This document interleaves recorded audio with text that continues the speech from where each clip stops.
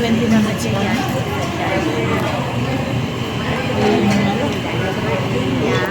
Ano na lang siya, blow out niya kami. At blow out sa amin, 7 years old. Happy birthday,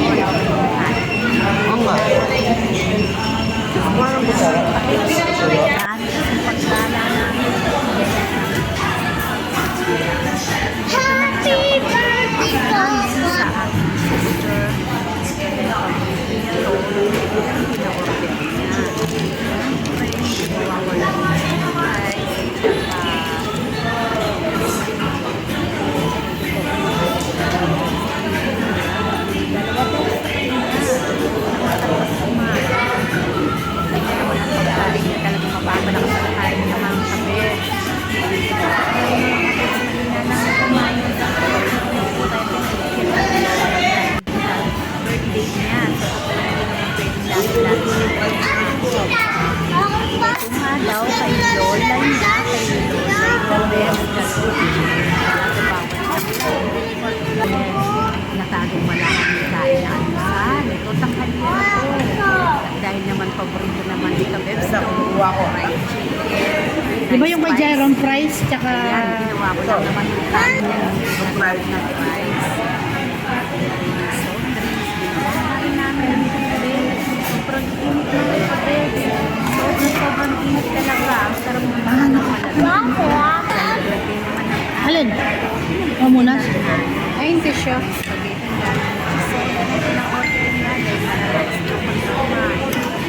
Happy birthday, Jairon! Happy birthday to you! Happy birthday! Happy birthday! Happy birthday, Jairon! 7 years old na siya ngayon, April 19 mga kabebs. At pagkatapos namin kumain, dumiretso kami dito sa Pandakake. Bibili namin ng mga chichirya, dito sa Mariels. Tapos bumili na rin kami lechon manok para pasalubong sa mga apo. Dahil papasyal kami sa isa namin apo, yung 3 apo namin, banda dyan. Ay, ang init. Grabe talagang init dito.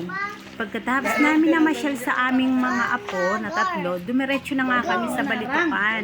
Para yun, bigla akong nalungkot, naisip, total malapit na rin.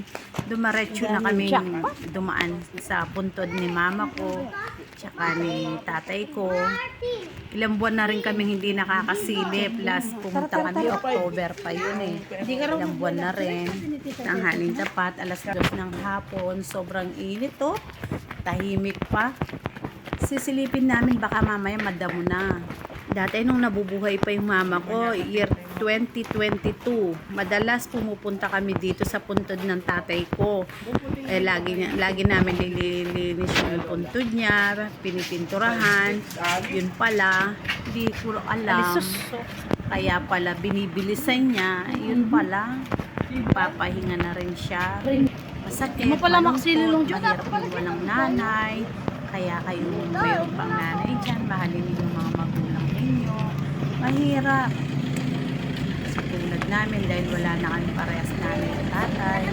Pag naiisip namin, talagang malungkot syempre.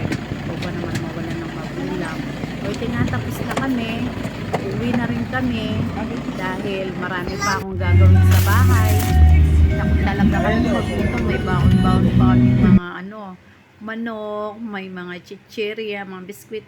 Bye bye mga kabebs, hanggang sa muli.